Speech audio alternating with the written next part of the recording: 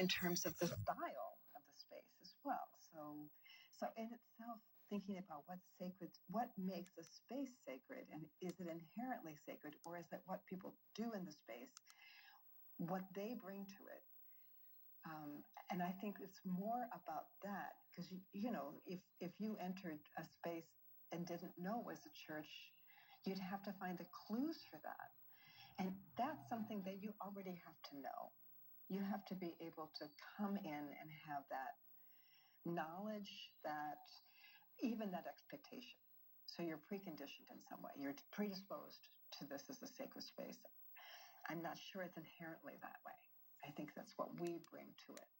The symmetry of this path.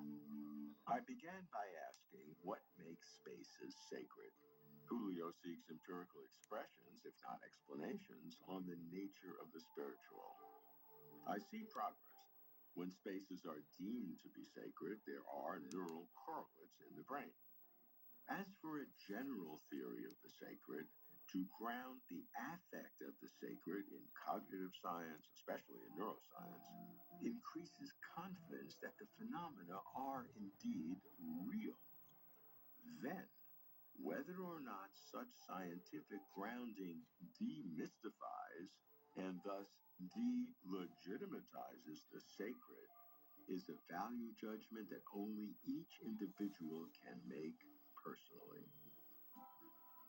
On the one hand, neuroscientific explanations of spiritual experiences could mitigate the need to invoke non-physical higher sources, even ultimate realities like God. On the other hand, how else could we perceive the sacred? After all, we are physical beings with physical brains. If indeed there are non-physical higher realities like God, it would be entirely consistent that we have the physical apparatus to assess, perceive, and comprehend that sense of the sacred. I am not saying that the sacred is ultimate reality. I am saying that if it is, it couldn't easily be appreciated in any other way. The challenge is to pursue knowledge no matter where it may lead. Distinguish empirical evidence from metaphysical interpretation. Seek convergence on the evidence and tolerate divergence on the interpretation. That's if you'd like to get closer to truth.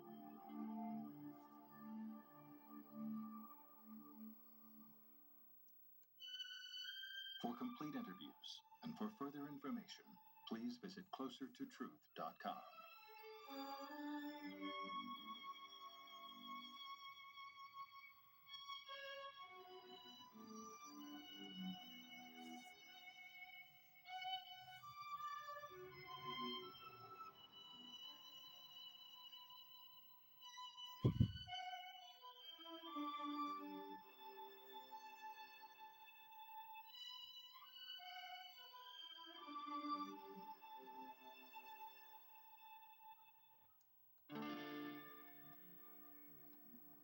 In the early days of Idaho, justice often was dispensed with a fist, or a knife, or a gun.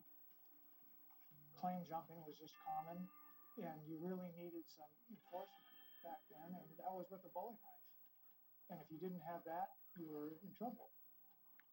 James Hawley was a big guy, Closer to truth. and he could defend his Idaho City mining claims. But he knew there was a better way, so he studied the law and became a lawyer in 1871. He had a vision of what he wanted to do. It was to instill the rule of law in this wild territory. There was a clear obsession with the rule of law. Hawley's most famous obsession was Diamond Field Jack Davis, a tough-talking enforcer accused of killing 2 sheep herders on the Idaho Range in 1896. One of the jurors was quoted as saying, "It didn't matter whether Jack Davis was guilty or innocent. He should have been hung on general principles."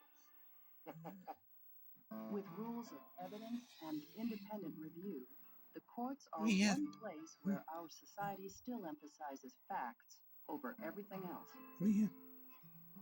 Even when the facts are as implausible as any storyteller's imagination. There is a Native American saying that says a story stalks a writer. And if you are found worthy, your responsibility is to give the story birth. And I have become obsessed. Obsessed with the truth and nothing but the truth on Idaho Experience. You know, this series that I call Rotolo, which means coil in Italian, I started it, I think, just to see how big we could go, how much glass could we handle. And as soon as I made one, I could see the quality of glass. I had forgotten how powerful clear glass can be. Sunday at 9:30 on Idaho Public Television. Albert Einstein and Stephen Hawking. Their ingenious ideas revolutionized our understanding of the universe. A great boon for all of humanity. Simply mind-bending. The whole world changed. Exploring the theories of two titans of science and where they might lead. We are here to talk about our future in space. Einstein and Hawking, masters of our universe. See it Monday on Idaho Public Television.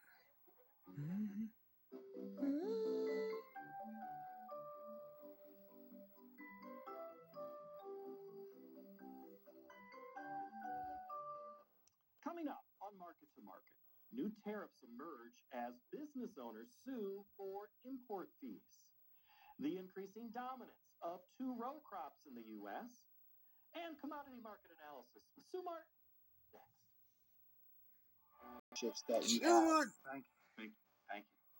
Thank you from the bottom of my heart. Tomorrow, for over 100 years, we've worked to help our customers be ready for tomorrow. Trust in tomorrow.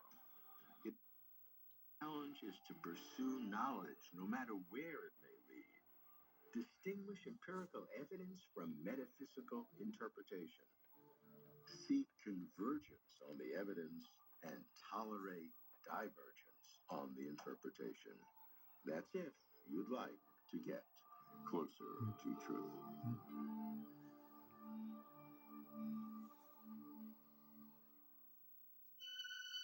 For complete interviews and for further information, please visit closertotruth.com.